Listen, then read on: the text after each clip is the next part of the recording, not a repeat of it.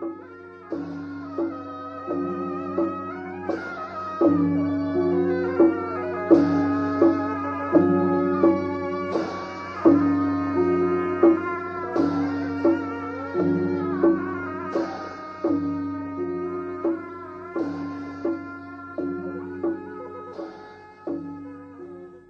อบักกี่วันมานี้ตุลุงได้ฟังวิทยุสถานีหนึ่งจำมาได้เวลาเมื่อคืนมีการสนทนาปราศัยระหว่างคฤหัสถ์กับคฤหัสถ์ชื่อหยังก็บ่ฮู้ฟังแล้วมันซึ้งใจเปิ้นว่าก่อนนั้นเปิ้นถือศาสนาอื่นแล้วก็เป็นนักวิทยาศาสตร์โดยไปหันเมืองนอกฝรั่งมั่งค่าปากันปฏิบัติธรรมวิปัสสนากรรมฐานสมถกรรมฐานเอาบักกรรมห้อยคอไปถามว่าปฏิบัติอย่างนี้ปฏิบัติในศาสนาไหนฝรั่งมันก็บอกว่าศาสนาพุทธอาจารย์ท่านนั้นมาคิดใจว่าศาสนาพุทธในไทยจะมีดีอย่างสักอย่างขนาดฝรั่งมั่งค่ายังปฏิบัติธรรมไปนั่งภาวนาอยู่เป็นที่เพื่อให้เกิดมรรคเกิดผลถ้าจะมีดีอย่างสักอย่างก็เลยตัดสินใจไปขอลาพระเจ้าที่เปิ้นนับถือสักว่างขอไปศึกษาวิชาพุทธศาสนากวยกรรมโดยเอาหนังสือมาอ่านเกิดความเข้าใจมาจะน้อยก็บุญไปหาอาจารย์ที่เขียนหนังสือนั้นปรากฏว่าได้รับแสงสว่างเป็นอย่างมากนอกจากอ่านหนังสือบดายแล้วจะต้องมีแหล่งที่จะให้ความรู้ก็เลยไปทางอีสานไปปะใส่หลวงปู่หลวงพ่อหลายองค์ที่เข่งขัดในการปฏิบัติเปิ้นเป็นกรรมปัจจุบันว่าได้โปรโมเตอร์ที่ดีได้โคตรดีก็เกิดความศรัทธาเลื่อมใสหันเป็นความจริงพุทธศาสนานี่เป็นของจริงแล้วที่พระพุทธเจ้าตรัสรู้มานี่เป็นของจริงนั่งไปหันเผียวพรหมโลกเทวโลกสารพัดอย่างขนาดหันขนาดนั้นก็ยังปะแต้เตื้อมาหันกายเป็นกายเวทนาเป็นเวทนารูปเป็นรูปเกิดความศรัทธาเลื่อมใสขึ้นแถมจนทอดบัดเดียวมีคนเปิ้นถามกันว่าแล้วต่อไปนะลาพระเจ้าแล้วจะปิกไปหาอยู่ก่อนเปิ้นว่าถ้าอย่าไปละจะไปบอกคือเปิ้นเหียว่าลาแบบถาวรจะเข้ามาปฏิบัติในทางพระพุทธศาสนาแล้วอาจารย์คนนั้นเปิ้นอย่างว่า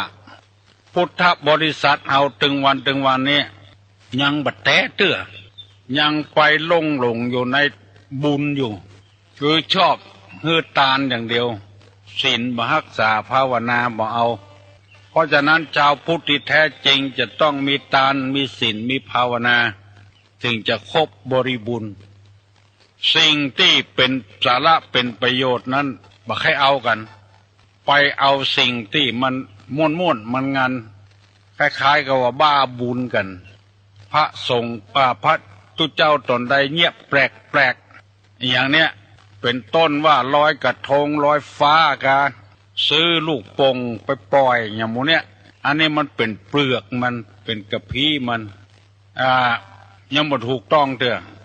สร้างแต่วัตถุเกิดขึ้นเงินเป็น10 ล้าน20 ล้านประโยชน์ที่จะพึงได้นั่นก็คือให้คนมาศึกษาพระพุทธศาสนาบ่มีโบสถ์งามราคาเป็นหลายล้านวิหารงามกุฏิงามไม้ทุงเป็นต้นนำมาเป็นเสาศาลากาวิจิตรพิสดารแล้วบ่ได้ใจประโยชน์อะไรอย่างคือเกิดมรรคเกิดผลขึ้นเพราะศรัทธาเฮาไปแสวงหาบุญด้วยการทานอย่างเดียวอันนี้ก็ขอให้พี่น้องทั้งหลายได้จดจำไว้สิ่งที่มันเที่ยงแท้แน่นอนนั่นก็คือ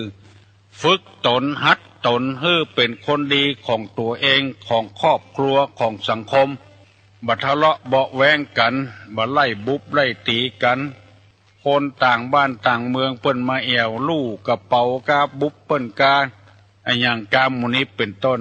เปิ้นว่ายังมีความเข้าใจผิดอยู่นักอยู่ฟังแล้วน่าเอามาเล่าให้พี่น้องทั้งหลายฟังวันนี้จะได้นำเอาคำว่างัวลืมตีนหาแล้วได้นำเอาคำว่างัวสันหลังวากหานี้จะได้เอาคำว่างัวลืมตีนห้านี่เป็นเหมือนกับห้าฝนนะตกลงมาเป็นกำเป็นกำเนี่ยหาแล้วห้านี้งัวลืมตีนนี่หมายความว่าอย่างไรเตียวไปไหนมาไหนได้ก็เพราะตีนจะไปกินหญ้าก็เพราะตีนจะได้กินน้ำก็เพราะตีนจะเตียวหาแรงก็เพราะตีนแต่เวลามันเจ็บมันปวดมาไปด่าตีนเดือดหรือตีนว่าตีนบ่จ้อยบ่ลืออย่างมันเป็นภาระของมันคือมันเจ็บมันปวดอันนี้เป็นกรรมโบราณเปิ้นว่าไว้กรรมนี้หมายความว่าอย่างใดหมายความว่าคนนี่ลืมไปว่าเขาได้กินได้อยู่ได้นอนได้นั่งตึงวันนี้เพราะไผพอว่าจะมีภาระสักน้อยหนึ่งก็เดือดเขาได้หิได้หาได้กาได้ขายเข้าบ้านมาตึงวันเฮือนหลังนี้ไผ่แปงตี้บ้านตี้ที่เขาอยู่เนี่ยไผ่เป็นคนซื้อไว้แล้วเขาได้อยู่พอมามีภาระน้อยเดียวบ่ได้เดือดบ่ได้หิดีบ่ได้หาดีเมาเป็นภาระกับคนนั้นคนนี้เคยหันมาหลายแล้วคนใจอี้นี่ขอเมตตาเนอะอนาคตเรายังมีทำไก่อยู่มันจะไปเจริญรุ่งเรืองหิบ่มากาบ่ขึ้นเจ็บป่วยอดแอดเพราะว่าป่าประกรรมมาสนองเมื่อรุนบางรายด่าเพียวป้อด่าเพียวแม่ขึ้นกูขึ้นมึงใส่ป้อใส่แม่เกิดมาได้เพราะไผหูตาตินมือหูดังปากเตียวได้มาได้ใหญ่ได้เพราะไผลืมไปเหี้ยแล้วมิ่งขึ้นมาด่าป้อด่าแม่เป็นกูเป็นมึงเป็นไอเป็นบายังบ่ปอค่ำป้อค่ำแม่ตัวแถมจนอยู่บ่ได้กึดเหียทีเนอเปิ้นว่าเป็นงัวลืมตินลืมที่อยู่ที่อาศัยได้อยู่ได้กินได้เพราะไผเวลาป้อเวลาแม่เจ็บป่วยอย่างน้อยหนึ่งบ่นเดือดบ่ได้อยู่ดีกินดีเมาเฝ้าคนเฒ่าคนแก่เมาหิหาก็บ่ได้หิบ่ได้หาไอ้อย่างหมู่นี้เป็นต้นอันนี้ฝากพี่น้องทั้งหลายไว้ถ้ามีก็พยายามแก้ไขอย่านึกถึงว่าเฮาได้อยู่ได้กินได้ใจได้สอยถึงวันนี้เพราะไผถ้ามันมีคือแก้ไขถ้าบ่มีก็จะไปให้มันเกิดมีกับตัวมันเป็นบุพกรรม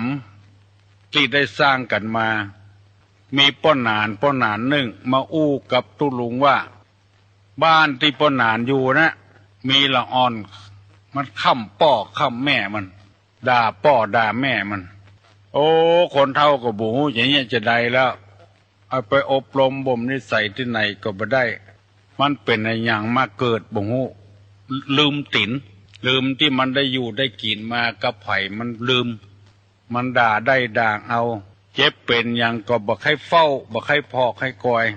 เอาจนคนเฒ่าสองคนนั้นที่เป็นหม้อเป็นป้อเป็นแม่ตายละมันก็เลยมีทรัพย์สมบัติไปเอาเมีย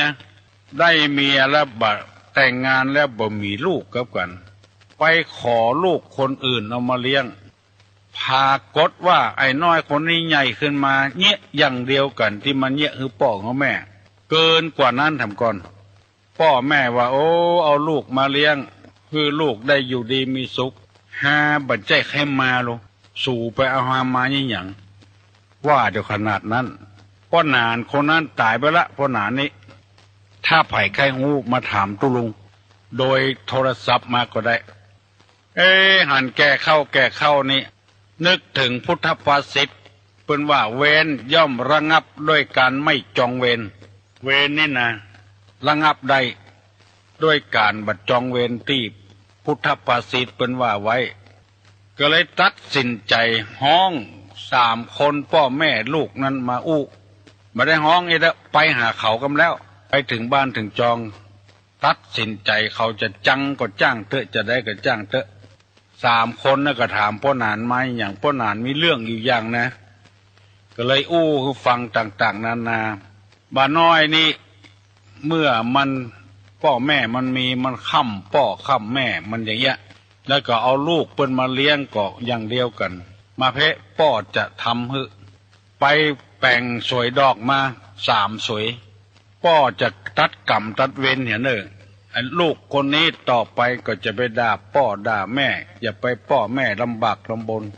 เอาสวยดอกมารวมกันแล้วก็เอามาทำพิธีตัดฝ่ายแบ่งไปคนที่คนต่างเพิ่นบอกว่าตั้งปนานเนี่ยมานั่นไอ้น้อยคนนี้ก็บักให้ด่าตัวใดละมีอยู่พ่องแล้วมันเบาไปตัดกรรมตัดเวรกันอันนี้เป็นพิธีกรรมบัดใดถ้าฟังตุลุงแล้วเฮาย่างเหียตานะตั้งพ่อตั้งแม่ก็บ่ปากนักอะมาว่าอย่างนี้มันนักเมินไปก็ดีขึ้นไปเองตัดกรรมตัดเวรได้พี่น้องทั้งหลายไผ่คนใดคนหนึ่งถ้ามีอย่างอี้จะไปเป็นงัวลืมติ๋นเกิดหาคุณงามความดีของเปิ้นเหี่ยพ่องอย่าไปเกิดกระตัวอย่างเดียวบ้านก็บ้านเปิ้นน่ะแปลงมาเฮาก็ได้สืบได้อยู่บ้านเปิ้นนั้นน่ะที่ดินก็ของเปิ้นนั่นละเฮาคิดอย่างอี้แล้วเฮาจะใจอ่อนลงไปเฮาจะบ่ด่าบ่ว่าอย่างฮือเปิ้นจะใจอ่อน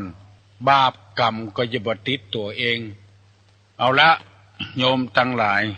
งัวลืมติ่นก็ยังมีทำอยู่มันจะยาวลำไป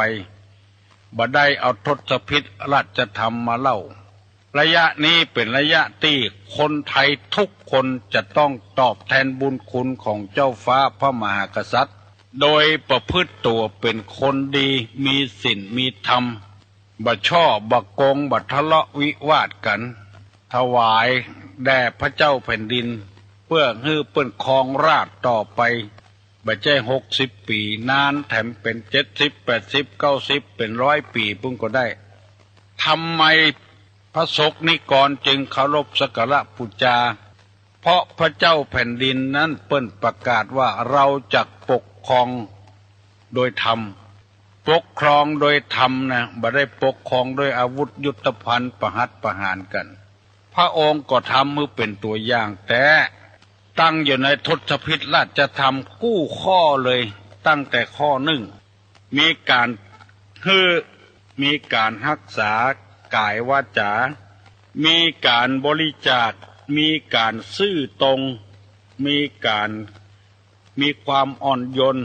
มีความเพียรเผากิเลสมีความบ่โคตรมีความบ่เบียดเบียนตุลงได้อธิบายมาถึงข้อ82วันติดกันบ่เบียดเบียนกัน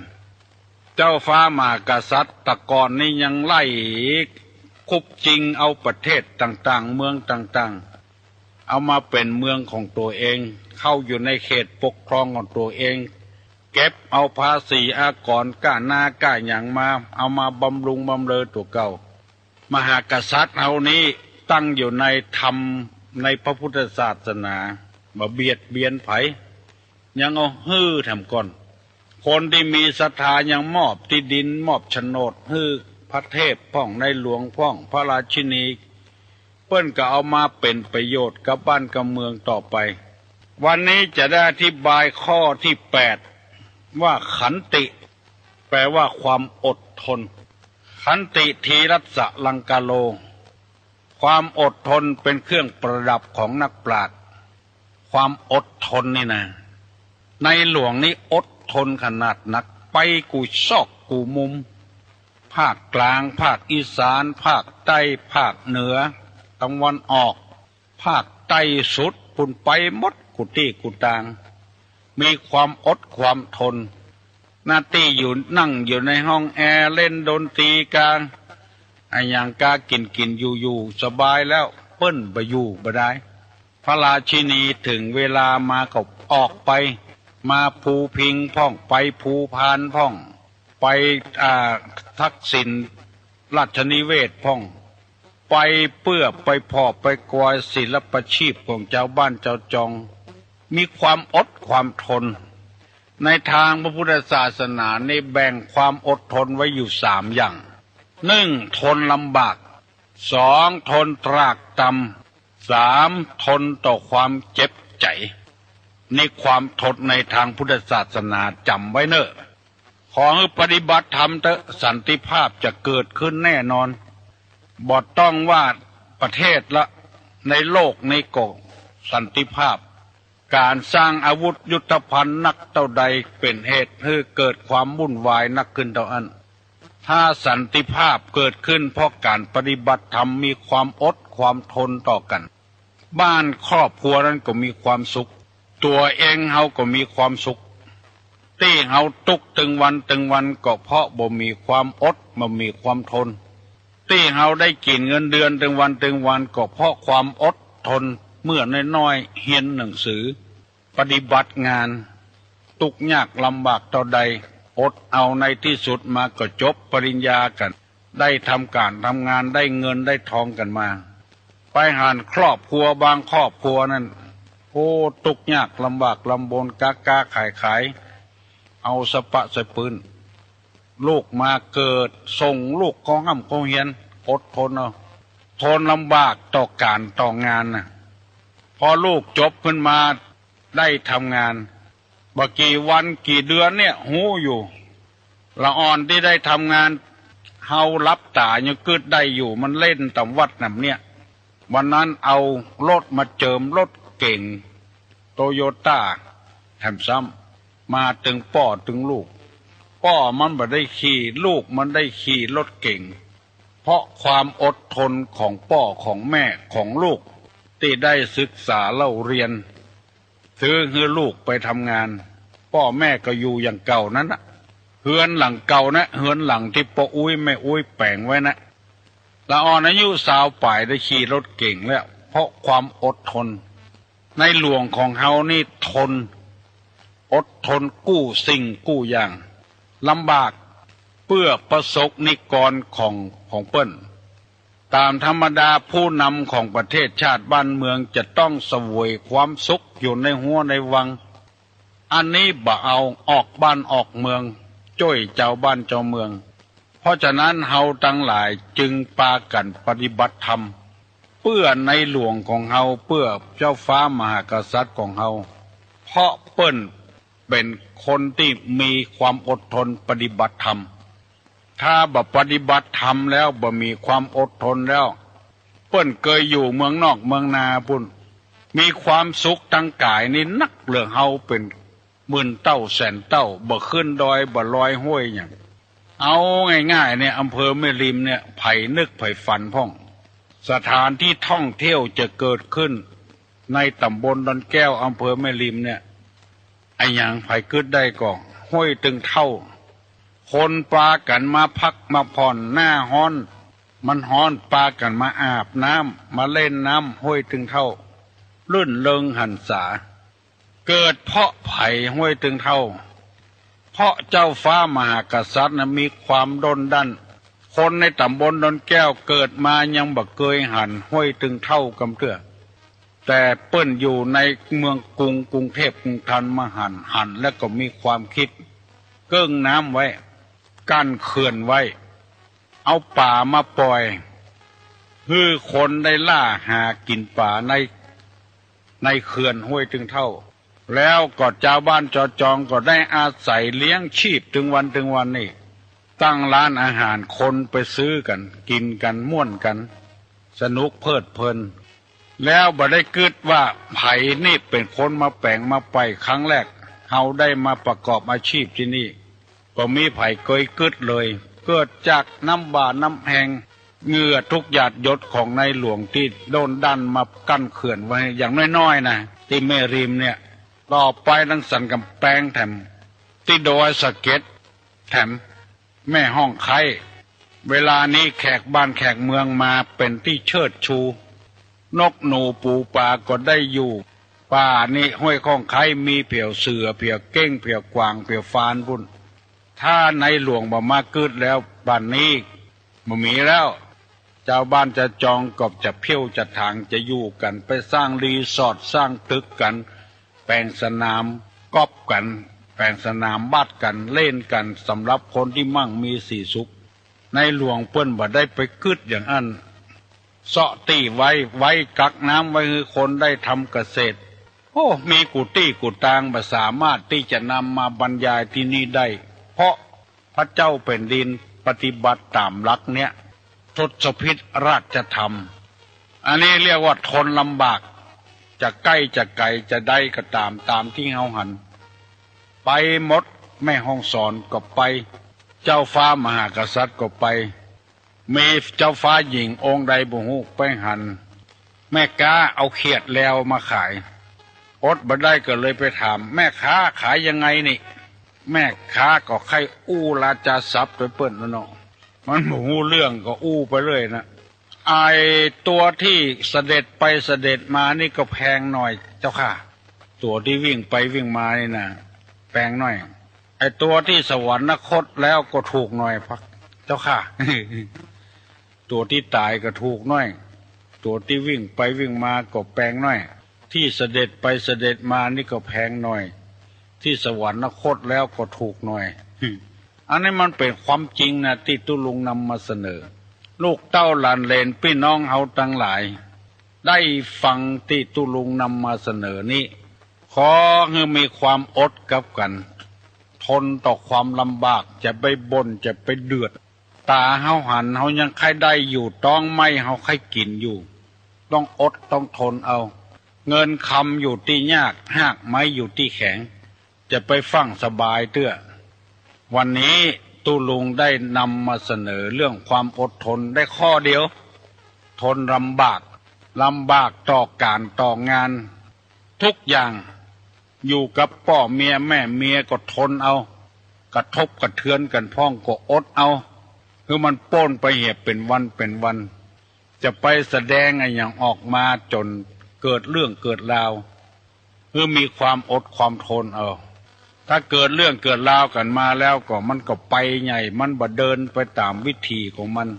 ให้โรยทางรัฐกล้าขายดีๆบ่เอาเนี่ยมันโรยจ้าเนี่ยปีก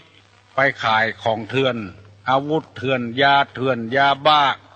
มันขาดตอนไปในการการหาจะเอาหยังเป็นลำเป็นเหลือมอกอยู่มอกกินถึงวันก็พอแล้วย่างอย่าเตอะบัดท่าเนี้ยบัดท่าทำมันละของมันนอกกฎหมายนอกศีลนอกธรรมมันดึงตึกตายนะคนจะใดก็ถึงตึกตายนะโรงพยาบาลก็ยังมีอยู่จะไปหวังล่ำรวยทางลัดไปลักไปจกของเปิ้นไปจี้ไปปล้นของเปิ้นมันหายเหลือเก่าก่อนทนเอาเตอะทนทนหาเอาเตอะลูกเต้าหลานเหลนเอาแล้วบัดเดี๋ยวนี้6 โมงเกิงป่ายแล้วไผ่ยังบ่ลุกเห็นเน้อ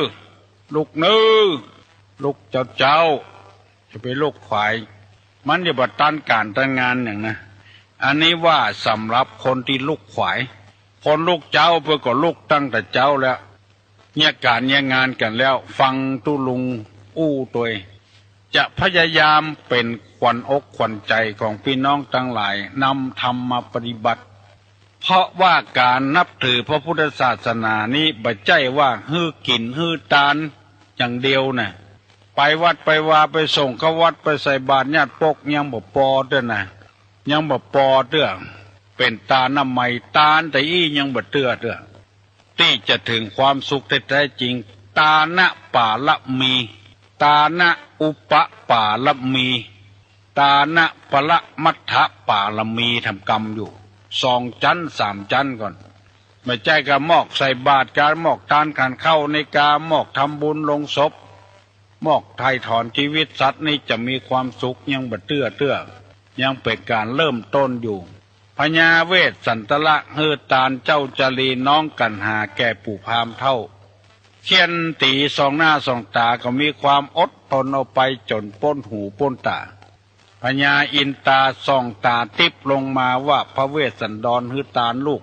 เมียบัดฮือตาลแปลงตัวเป็นพามมาขอนางมาทีแต่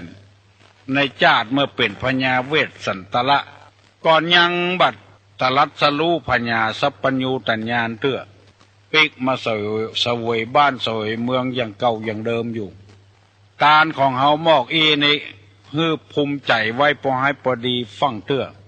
หมอกเอาเสาต้นหนึ่งกาเอาคืออันหนึ่งกาเอาแปะอันหนึ่งกาเจาะฟ้าปันลมกายังบ่เตื้อยังบ่กระเตอะกระเติงเตื้อกระเตอะกระเติงเตื้อยังจะต้องตานต่อไปแถมตานะปารมีตานะอุปปารมีตานขั้นที่สองปละมัทะแถมแม้แต่ชีวิตจิตใจหัวใจก็จะควักนึกเป็นตานเลือดในกายก็บริจาคให้กาชาติเป็นตานอมิตรตานอภัยตานธรรมตานวิหลายอย่างอยู่พอออกไม่ออกเฮียนไปเตอะเฮียนธรรมะไปตึงวันเตอะเขาจะได้มีความรู้ความเข้าใจในธรรมะลึกซึ้งขึ้นตุลุงนำมาเสนอให้ฟังเพื่อแก้ความข้องอกข้องใจ0531210058ถ้าไผ่มีความสงสัยเจือใดที่เฮาปฏิบัติมาเกาะ121053ตุลุงจะอยู่ในห้องส่งเนี่ยพี่น้องทั้งหลายได้ช่วยกันปฏิบัติแบบล่างหญ้าเนี่ยแบบธรรมดาเนี่ย